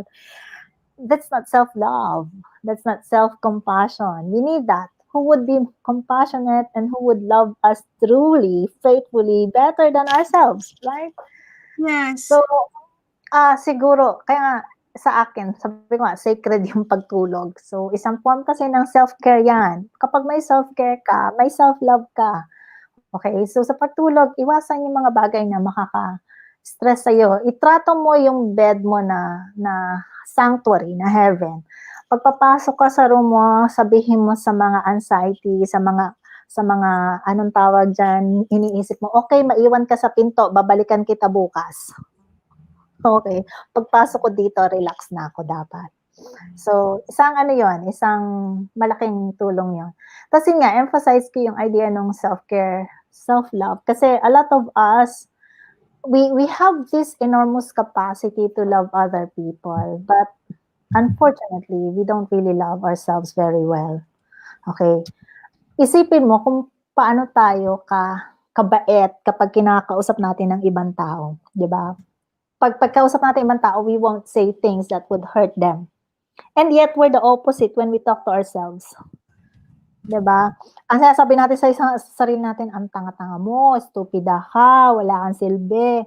Pero sasabihin mo ba yun sa ibang tao? Hindi mo yun sasabihin sa ibang tao, 'di ba? Unless nakikipagbiruan ka sa friend mo, "Ay, bobo mo, baliw ka." 'Di ba, gano'n. Pero you don't say that to others. So, if you can be that compassionate with other people, why can you not be compassionate with yourself? True. Right? Hmm. So, yun. Tita, may nagtatanong po, do you have you have an online consultation or do you accept online consultation? We do that kasi, saan ba 'to? We do help I especially think migrants he's in from the UK. Sweden. Don't Okay. worry, Tita Melinda. I will connect you with my Sige. aunt. Okay. And Miss Cheesecake said, Professor, after the passing of my dad, I'm sorry to hear that, 2.5 months ago. Tapos workload sa work, grabe. Tapos Christmas is coming, daming gastusin. Nagka-anxiety ako. I don't read messages from friends. I just want to be alone. Is this considered depression? Because I feel like I have a depression. Thank you so much. Okay, bukod dun sa tinatawag ko kanina na duration criteria na dapat yung set of symptoms should be persistent in this certain period like 2 weeks. Ang isa ding importante kasing indicator ng depression kung nakaka-affect siya sa sense of sa relationship mo, we call it social occupational functioning. Halimbawa, apektado ba nito dahil nagde-depression ka, apektado ba nito yung pakikipagrelasyon mo sa friends, sa family, na nagiging irritable ka sa kanila, lagi ka may anger outburst sa kanila, or nagwi-withdraw ka sa kanila? Or apektado ba yung trabaho mo na hindi ka na nakakatrabaho? So, those are indicators of depression. Although, sabi ko nga, meron kasing mga tinatawag din na chronic depression where people can still be functional yet they are depressed. Okay? But still, whatever type of depression you have, whatever level, I would still suggest you seek help, okay? Be it formal, like a professional, or informal, like with friends. Kasi, it's really kind of important na nasa mindset natin yon na hindi naman porket humingi ka ng tulong ay dependent ka sa ibang tao. Hindi porket humingi ka ng tulong ay weak ka. Actually, it's a very strong trait that you are acknowledging that you need others, you need people to help you. In the same way that I suppose you would do the same thing when someone asks for your help. Yeah. Yes. I hope that helped. I black my grandma kasi makulit. I'm very mean to my family. Like sigaw ako kaagad. Is it a sign of sign of depression? Minsan kasi there's a host of factors, stress probably, or meron din kasi ng mga tao na not necessarily depression, pero merong ang tawag natin ay anger management problem, or could be intermittent violent behavior, whatever that is. Meron kasing, or pwede din nga na indicator siya yung mga anger outburst na yan. So, ang suggestion ko pa rin ay, one way to help yourself is, before, aside from asking help from others, is yung, sabi ko kung halimbawa, nakakaranas ka na ng, nararamdaman natin na yun, diba? Pag nagte-tense tayo, pag nagkakaroon ng, nagsishake tayo sa galit, bago ka dumating doon sa point na kukulo ka na sa galit, try to control it by doing the deep breathing. That's one. That's a very proven technique. Okay? Imagine mo ang nagpakulo ka ng tubig. Tayo alam natin pag malapit ng kumulo ang tubig, diba? Meron siyang symptom na signs na kukulo na yung tubig. Ganon din yung galit. So, bago siya lumabas o sumambulat, that's the term we use in Filipino, siguro mainam, makontrol mo na siya. So, paano mo siya kukontrolin? You relax your body, you relax your muscles, you relax your everything. Kasi that would help you calm down. Okay? That would help you gain control of how you feel. Kasi pag anger outburst, sabi ko kanina, kung naalala yung metaphor ko ng brain, yung ating brain stem, kung saan nandun yung emotions natin. Naku, kung paggalit tayo, kumbaga sa apoy, nagliliyab yan eh. Kulong ganon. Hindi nakaka-function yung logical brain natin. So, paano natin tutulungan si logical brain to control the emotional brain so we can get hold of our emotions? We need to relax. We need to do deep breathing. Okay? Remember that your logical brain is placed on top of your body to govern everything. Okay? So, it's not there for no reason at all. Right? Ganon kaganda ang anatomy ng tao. Kung tawag ko nga, ang husay ng architect ng human body. Ang husay ng Diyos para gawing ganito yung human body natin. Yes. Each of these organ is placed there somehow for a reason. So, yeah, you can get control of your emotion, of your anger outburst. Kasi madalas, pag nasabi na natin yung isang bagay, lalo dahil sa bugso ng galit natin, nakakasakit tayo. So, and then it would be too late for us to realize that we've hurt other people. Okay? Remember not to make any decision when you are in a highly emotional state. Totoo. Okay? So, madalas yung nangyari, ba, sa mga hiwalayan, di ba? Magkaaway yung mag-jowa. Ganito ka, walay na tayo. Kaya, tapos after nun, pag nag-subside na yung galit, saka mo na-realize, ay, mali yung decision ko. Kasi our emotions are supposed to just serve as guide, not to control us, not to direct us. It's just there to, kumbaga parang advisor lang siya eh. Hindi naman siya yung dapat na nagdidikta. Hindi siya diktador, advisor siya. Tita, di ba normal naman na nasa ibang bansa tayo? Sometimes we were overload with negativity and lahat ng problem ata ng nasa Pilipinas ipapasa sa'yo. Wala na kaming pantubig, wala na kaming pangkain, wala na, may problema sa ganito. Lahat ibubuhos sa mga nasa ibang bansa. And this triggers a lot of like depression din sa ating mga migrants sa ibang bansa, no? ito ba, tita, ay nagiging parang, di ba, ito na rin yung nagiging ugat minsan na parang nagkakaroon kayo ng misunderstanding sa family mo dahil ayaw mo nang makarinig ng mga negative feedback, ayaw mo nang makarinig ng problema, and you're trying to block everyone kasi puro na lang problema. Ganyan, I think this one of the problems kasi sabi dito is parang puro na lang problema. True, nakaganyan ako, lalo na problema, laging ibabalita sa'yo. How can they overcome this na parang hindi maputol yung relationship ng bawat pamilyang Pilipino? Sa akin kasi, ano pa rin yan eh. Sabi ko nga sa'yo, it's a matter of perspective, mindset.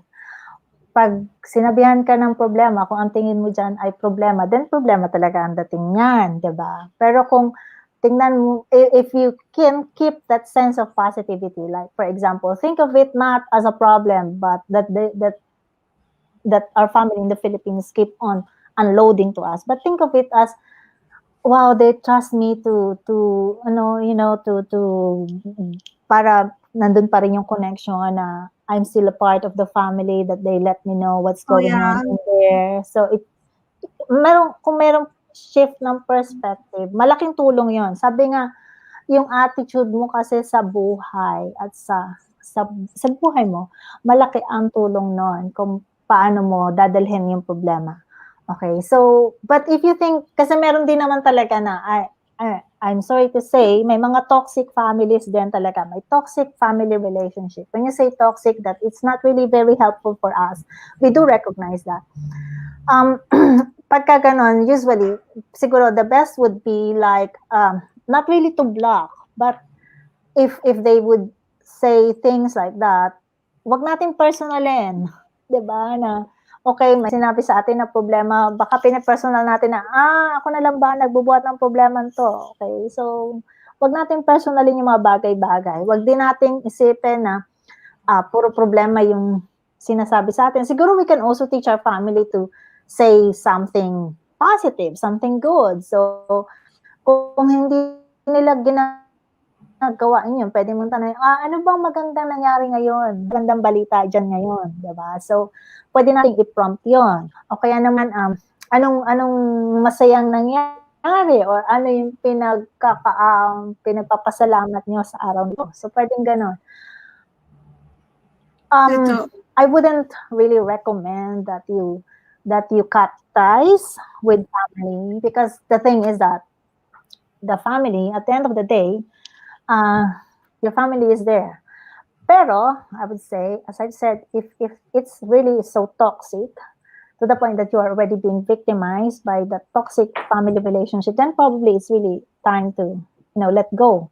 Okay? I usually just recommend that kapag feeling ko like the person is already, the family is really not helping the person, or sobrang toxic ng relationship na dependent yung family or somehow. Pero at some point, ano yan eh, ang una mong mababago yung sarili mo. Okay? Yung family mo, you can only hope that they treat you right, but you cannot expect nor demand them to treat you the way to. Yes, super true yun. Super true yun, tita. Tita, meron lang ako, and I'm not sure if you can answer this. Sabi ni Ate Jaren, totoo ba yung sinasabi na kapag naturukan ka ng anesthesia, makalimutin ka na? I'm not sure if you can answer that, tita. Yeah, it's a medical, pero nagbabasa din kasi ako dahil nag-anesthesia ako. Yeah, isa din kasing, I memory lapse sa anesthesia. They say. Kasi, ang anesthesia, I'm not a specialist on this. It's just my opinion, and based on what I've read and what I know. Kasi ang anesthesia, parang, kumbaga sa grupo na it's a substance that can affect the nervous system. So, that's why kapag pagkatapos pumanganak, di ba makakalimutin ka? Yeah, kaya usually, di ba, ang unang tinatanong ng nurse, ng doctor, is tinitingnan niya yung sense of orientation mo. Anong pangalan mo? Alam mo ba kung nasaan ka? Alam ba kung anong araw ngayon? Lalo kapag in-administer sila ng anesthesia. Kasi Yeah, pwede kasing nakaka-affect sa memory, gano'n. Oo, kaya pala tinanong niya ako, tita. Kasi sabi ko, Mm. pagkagising ko kay Gab, sabi niya sa akin, "What's your name? Do you know what day Mm. today?" Sabi niya, "Do you know what happened today?" Parang gusto ko Mm. siyang tanong, "Bakit mo ako tinatanong? Alam mong kapapanganak ko pa lang."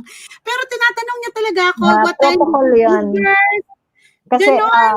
isang indication kasi na well, may mga mental health disorders na ang indicator ay memory lapses. So, ang ano kasi 'yan, ang tawag diyan ay person, place, and time. So, yung kasi yung madalas na kapagka merong medical, ah, effect, halimbawa, side effect yung isang in-administer na gamot or procedure sa atin na maapektuhan 'yan, yung tatlong yun kasi ang dapat na oriented tayo. Kasi minsan nawawala yung sense of Hmm. orientation natin sa reality, sa bagay-bagay, 'di ba? Minsan sino nga ba ako, asan ba ako, ano bang araw ngayon? So kaya tinatanong yun, Totoo. protocol yun.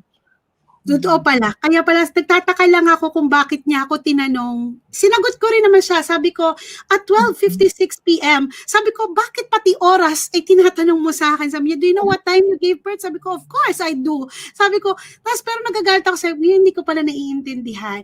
Mm. Tita, meron pa before, guys, hindi magtatagal ang tita ko. Nakakala niyo, kagaya ng katulad ko, no? 2 hours dito. Ah, Meron host, tipong araw-araw kang nakikita sa Messenger, pero ni hi, wala. Then suddenly, mag-hi kasi mangungutang pala. Ah, um, this kind of, yung parang, totoo nga yun, Dida, no? Na how do you deal with this kind of people that they will only remember you when they really need you?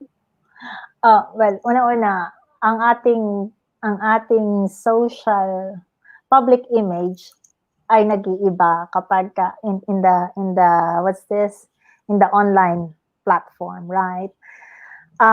Para yang ano, hindi hindi necessarily yung identity mo, real identity mo is the one that you project in social media. So, kaya sabi nga, 'wag maniwala sa lahat ng pino-post do'n, okey? Kasi ang tendency ng tao in terms of the social media is, you only project a part of yourself that you want people to accept. Okay? So, kaya siyempre minsan parang chami-chami kayo sa social media pero kapagka nag-ano parang snob naman pala siya, normal yun. Again, 'wag mag-expect. Ah, 'Di ba? yeah. Wag mag-expect. Pero yung sinasabi mo, marami din akong experience sa ganyan na, ano ba 'to, hindi ko nga 'to nakausap before, tapos biglang magme-message, pala mangutang.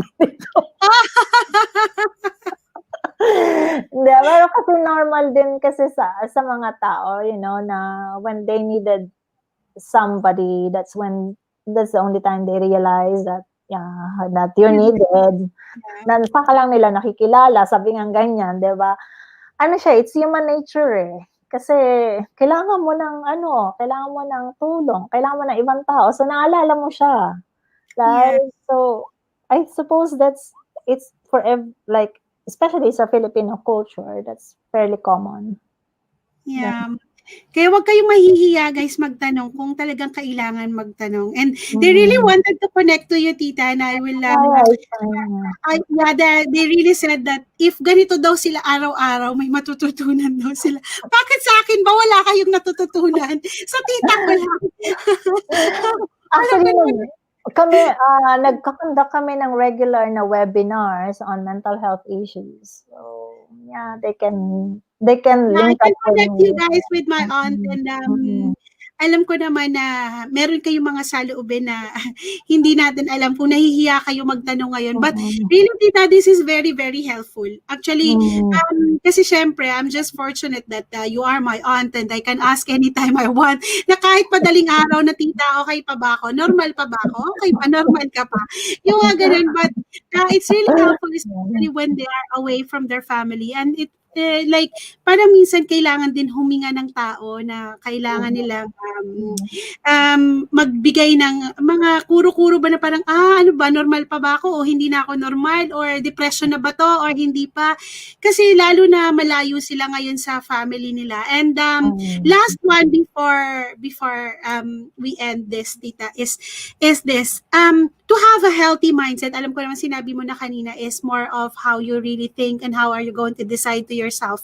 But being away from home, now that the first question actually na lumabas dito sa live kanina is, paano mo ma-differentiate daw yung happiness being with your family and being away from your family? I know both of us are away from our family, but kasi isa din to sa mga depression nila na parang nag-iisa na lang sila, malayo sila sa pamilya, and with this kind of feeling, alam ko normal naman siguro to, Tita, no, na magkaroon ng ganung feeling. But how can they parang maging mas healthier pa ang kanilang mga mindset, kumbaga, pagdating sa mga ganitong experiences? Yeah. Sabi ko nga kanina, gratefulness, being grateful for something is a key to happiness, diba? And your happiness should not depend on other people. Okay, you can be happy, you can create your own happiness anywhere you go.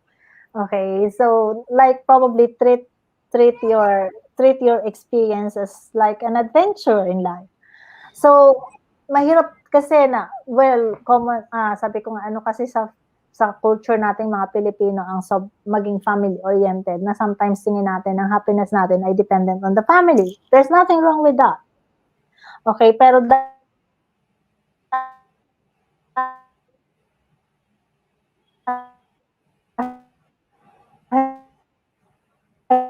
OFW yung karamihan sa atin, kailangan nating lunanan. It would not really help kung sobra tayong nade-depress. So, halimbawa ako, bonus sa akin na makauwi ng Pilipinas. Okay, I'm extra happy on that. Pero masaya din ako na nandito ako and I'm doing something else. So,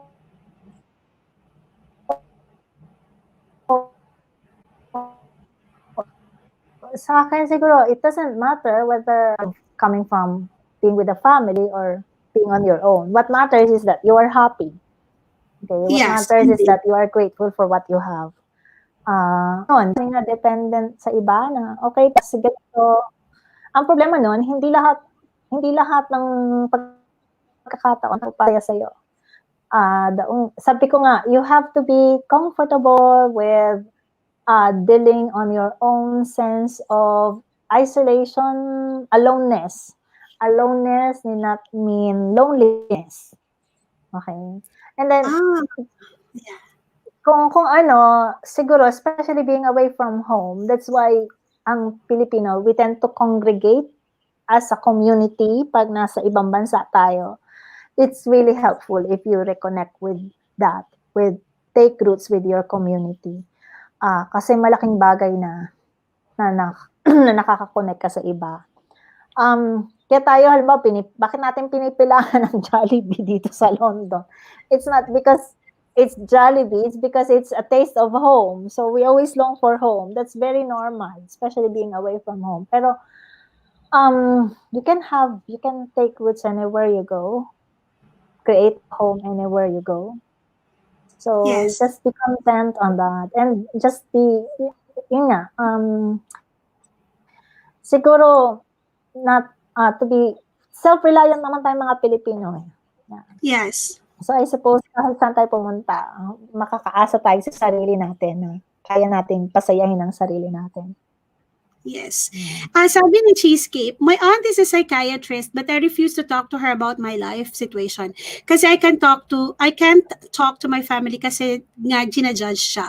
Mas masarap sa iba kasi you're comfortable telling them your stories like now. Oh, thank you so much, my Cheesecake. But I am comfortable talking to my aunt anything.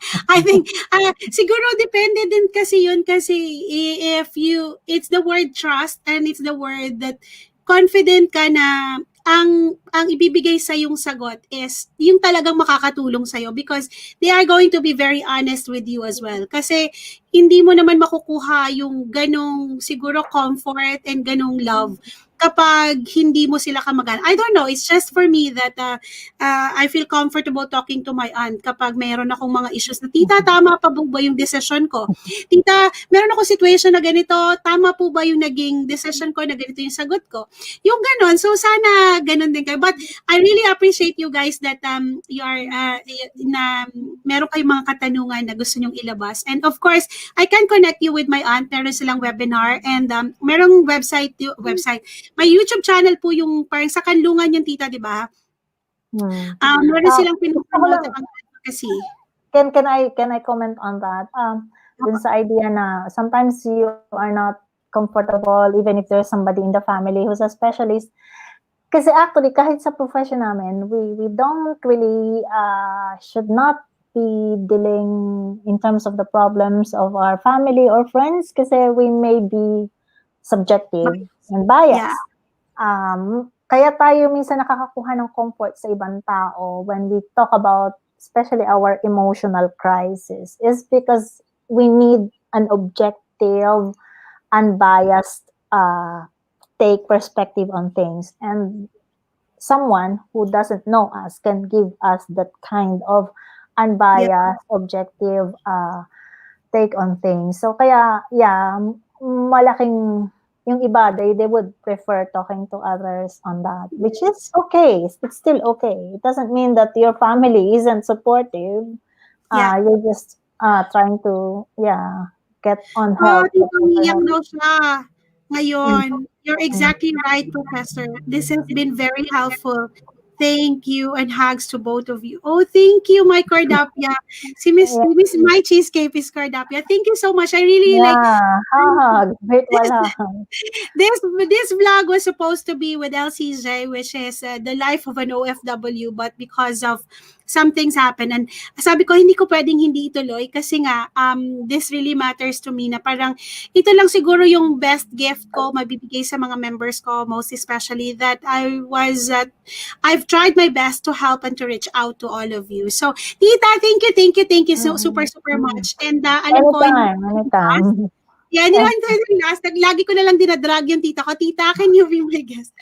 So, Inday Mary, thank you so much. So, tita, thank you so much. And uulitin ulit, of course, I can just give you the link. And ikaw, Professor, pag may problema ka, di ba ma-resolve ang humihingi ka din ba ng payo sa iba?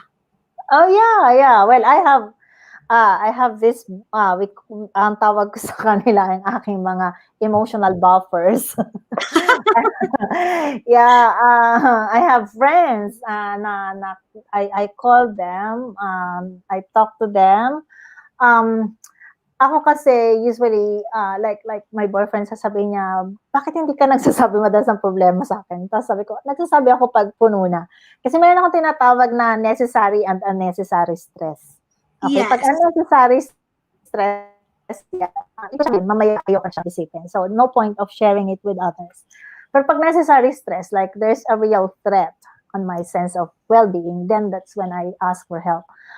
Pero there was a point like when I was practicing was this therapy with sexually abused children na talagang ang bigat. Alam mo yon, parang kada kausap ko sa isang bata na inabuso, parang pakiramdam ko ako rin yung inabuso. So, at that point, talagang nagde-debrief ako. We call it debriefing. So, nagde-debrief ako sa ibang friends ko who are also in the same profession. And it helps a lot. Nakakatulong siya. Kaya kailangan ko yun. Kayo din, kailangan nyo yun.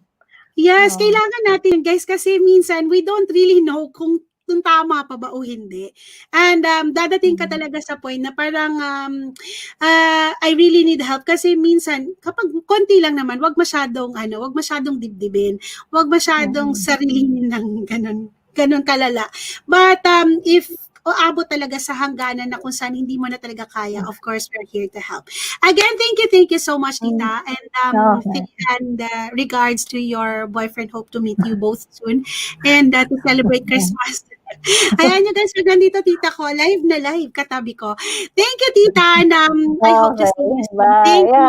So, sana nakatulong sa iyong Of course, Tita, sobrang happy sila. May umiyak pa.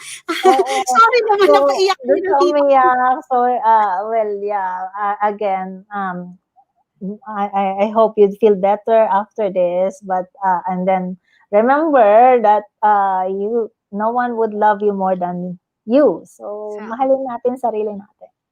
We yeah. deserve that. We deserve that. Yes, we truly Uh, indeed. Thank you. okay. So yeah. Yes. Bye, tita. Um, So there you go, guys. I hope um, meron kaming naibigay sa inyong kahit konting a little span of time being with my aunt is really super okay. super helpful. Yeah, you So can end the stream, tita. Thank you. And there you go, people.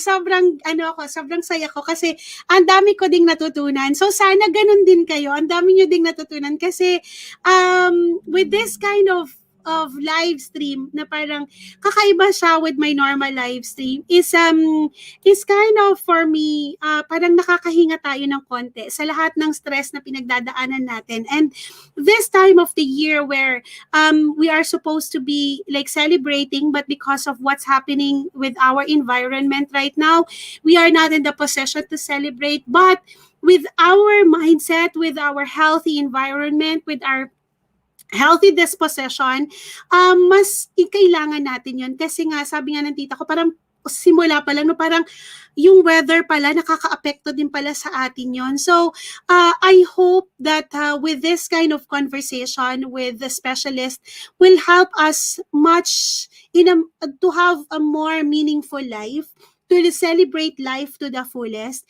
And yun naman yung mas importante siguro kaysa sa mga bagay-bagay na minsan na pag-uusapan natin na parang, what happened?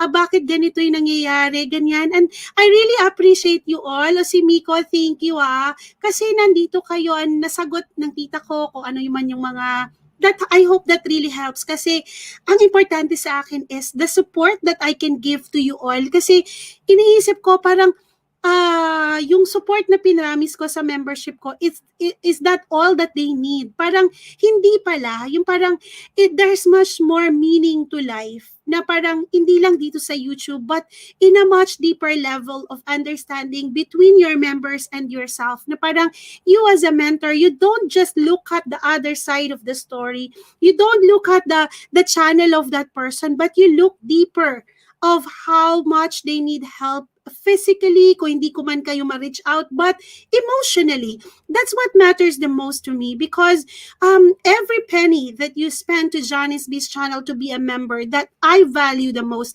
Yung parang hindi lang, parang feeling ko kasi is this is not just what you need, but you also need like emotional support kung kailangan nyo yan. And I'm kind of parang it was a very fruitful free session to us. It's very kind. Thank you, Tita Mierna. And kasi I really feel the need of it, especially now that Christmas is coming and we are away from home, na parang puro na lang problema binibigay sa atin, puro na lang negative, ultimo, problema ng kapitbahay ibibigay sa'yo, no? Yung parang wala na bang ibang positive? Mapapansin din natin to sa mga, hello Michael Janray, mapapansin din natin to sa mga balita, di ba? Puro na lang negative yung balita sa channel ganito, sa channels ganito. So, I really feel a bit, yung parang, hinga lang pala ng malalim, makakatulong yon yung pagpalit ng bulb natin, nakakatulong pala yun, ano? Hindi ko rin alam na parang, ayaw na ayaw ko yung init ng sikat ng araw, ayaw na ayaw ko mapagpawisan, pero importante pala sa atin yon, sa ating well-being. So, for me now, alam nyo, pagkatapos ng session na to, I feel that my responsibility doesn't just stop of being a YouTube tips and tutorials. My responsibility to my members have much more deeper responsibility to look after your mental health and your well-being in totality. Alam mo 'yon?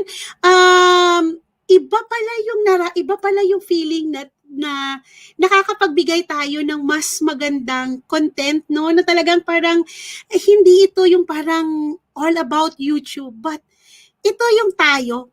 tayo bilang isang YouTuber, bilang isang yes, importante ang nasa loob, lalong lumalaki sa warm country. Yes, hindi ko alam yun talaga. Sobrang nagpapasalamat din ako that my aunt was, anytime naman kasi yung tita ko, tawagan ko lang, sabi ko, tita, can you be my guest? Can you be my guest? Kahit saan sulok siya ng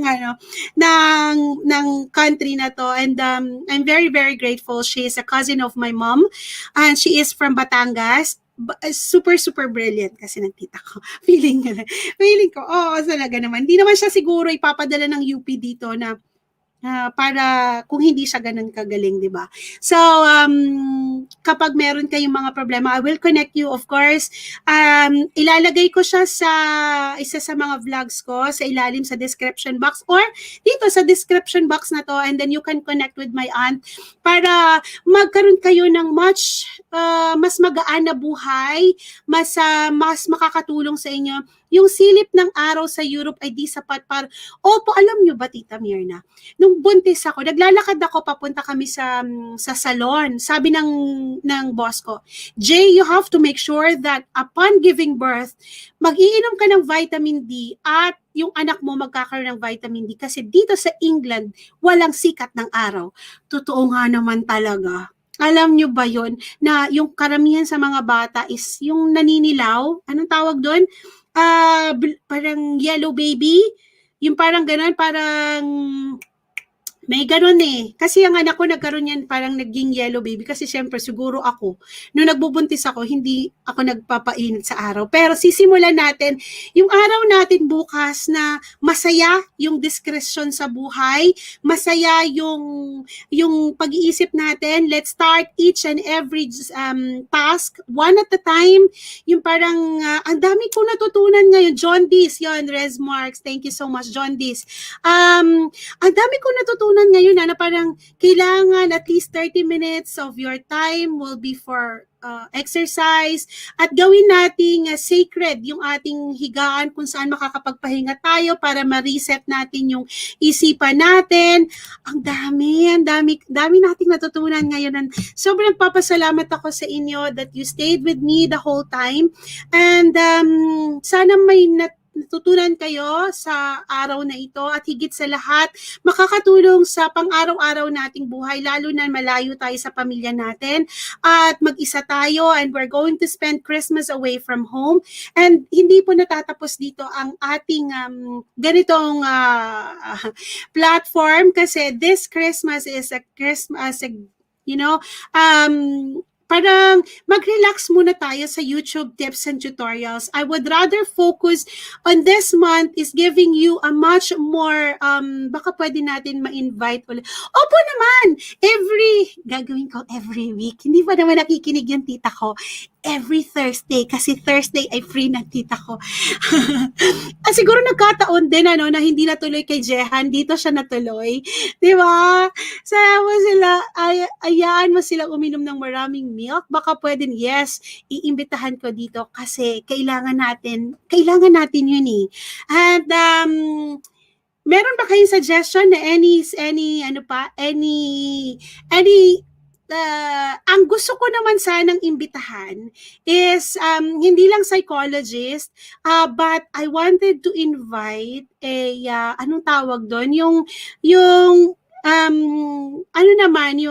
hindi spiritista, ano tawag doon, yung in a much spiritual way, yung gano'n. I wanted to talk to, ang ganda ng ganitong content kasi parang feeling ko, ngayong buwan na to, magpahinga naman, parang i-reset naman natin yung utak natin na at this point of our lives where we are all so tired, 11 months gone that we are so exhausted with all our works, with all our lahat ng problema, but this time can we just all relax and take a deep breath and then just pour out all your emotions and para ma-reset ulit natin, ready na tayo sa 2021 battle kasi parang yung 2020 ang daming ganap, ang daming parang napagod siguro yung kasi syempre 'di ba sa nangyari sa atin hindi natin alam, napaparanoid tayo, parang ayaw nating humawak sa mga bagay-bagay kasi baka may virus diyan, may virus doon. Hindi natin alam that it does really affect our mindset. So again, I am super super grateful to all of you na parang hindi ko alam na this will be as very productive as I never thought that it was. No more bring it. Yes, sige, itutuloy natin. Thank you, no more. Talagang inyo na yan. Tapos na ang 2020 problema. So, i-welcome natin yung 2021 with a very, very happy thoughts, happy life, happy perspective in life, happy thinking, ganyan. So, appreciate each and every little thing. Di ba? Kapag medyo nadidepress ka na, just think of happy thoughts. Kapag medyo mild na, labanan lang natin yan. Sabi nga ng tita ko, we're all resilient Filipinos. And I'm very, very proud of all of you that you were able to live life to the fullest up to this day. And try to continue being a good person, being a positive person. Kung ano man yung napagdadaanan nyo, I hope you will be able to surpass all these things, because God will not give you anything that you cannot conquer and you cannot carry. And trust in God, pray, and everything will be fine. And if you fear God, just there. Kumbaga kung may problema ka, wag titingin sa baba, tumingin sa taas, because everything will be good and in accordance with the scriptures. Yung ganun. Salamat talaga. Natutuwa ako. Siguro, nakahinga din ako ng malalim na parang I never, ever thought that this will happen. We appreciate. Thank you so much, Tita Mirna, ha. Kasi, hindi ko alam kung paano ko kasi pasasalaw. Hindi ko naman kayo mapadalhan lahat ng gift. But, I know deep inside you, you have emotional stress na mas gagaan ng konti yung inyong isipin. So maraming salamat sa inyong lahat, at mula sa puso ni Janice B, talaga nagpapasalamat ako dahil naging parte kayo ng Queen ng UK. Mangarap tayo. Hanggang picture na nga lang ako. Pero I saw her. Nakita ko naman na siyang personal. Siyempre, dumaan ako sa butas ng karayom, makita lang si Queen. No, di ba? That's a big gift. Thank you, Tita Melinda. Thank you so much. Super much. Hindi ko alam, tama pala yun. Buti na lang tinanong yun ni Ate Jaren kung kapag tinurukan ka ng anesthesia, ay nakakalimot ka. Totoo pala yun. Oh my gosh. Ngayon ko lang, kailangan ko mag-sorry dun sa doktor na yun. Kasi hindi ko alam na tama pala yun. O, di ba? So, maraming salamat again. Keep safe, everyone. To all of you who came to my live stream, maraming salamat. So, hanggang sa muli po, bukas, panibagong panimula ulit. A new guest, of course, is coming tomorrow. And, it's the same time kasi medyo madilim na dito sa amin. So, I will be live exactly as 3:55 ba dito my time, or 4 o'clock. And sana may matutunan ulit tayo bukas. Okay? Keep safe, everyone, and I hope to see you all tomorrow. This is Janice B saying, be brave, be you, and just be true. Thank you so much for watching. God bless everyone. Thank you, Tita Melinda, Tita Mirna, o si Miko Jun. O si Miko, ngayon ka lang nagstay sa akin na matagal talaga, Ate Jaren. Thank you. Ako si Cardapia. Thank you so much. Resmirax, thank you. And Junli, babugig nga salamat, si Manang Choknat, ate pa-promote my live stream ako tomorrow, 10 a.m. Pinas time. Of course, mayroon pong Jlagom, thank you so much. Meron pong live stream si Junli Valentin tomorrow, 10 a.m. Pinas time. At may bagong video si Ate Jaren, may bagong video din ako mamaya, i-edit ko na lang, konting-konti na lang. And to the new member kanina, thank you so much. At saka sa'yo nag-super chat kanina, maraming salamat. Again guys, wag mawawala, Janice B Team, December 20 kay Ate Jolly Bobby's Vegas Land. Bye!